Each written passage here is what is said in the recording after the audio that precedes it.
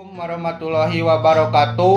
Tepangkeun wasta abi Perisan Ria di kelas 10 IPS 2 sim kuring bade ngadugikeun dongeng nu jejerna kuda Ade Budi. Aya maung eukeun mah geus kolot katamah geuring ngalungsar handapeun tangkakai bari gegerungan sato-sato nu kungsi menangkan nyeri ti manehna ngumpul ngariung di hareup mau nuker gegerungan tea cek munding.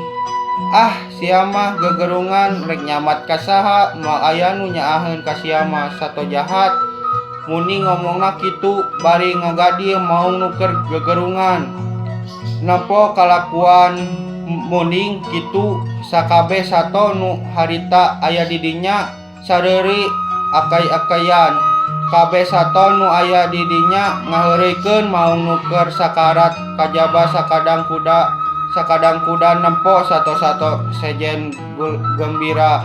Teh manehna mah ukur gogodeg cek domba kunaon sakadang kuda kalah gogodeg kitu lain tejeh lah si belang teh kusampean lain baheula si belo ditekuk tema kuda.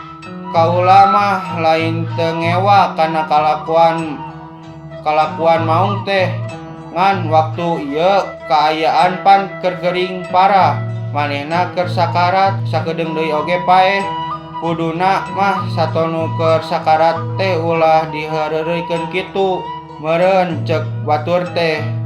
Najan aya kawani ka anu keur sakarat saenggeus ngadenge omongan kuda kitu sakur sato nu aya di dinya jempe sarta patingaleos kaleuweung deui pesen.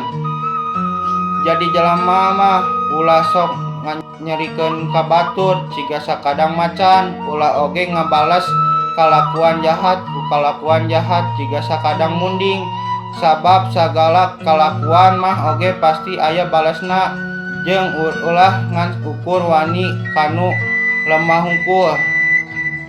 Mung sakitu di sim kuring.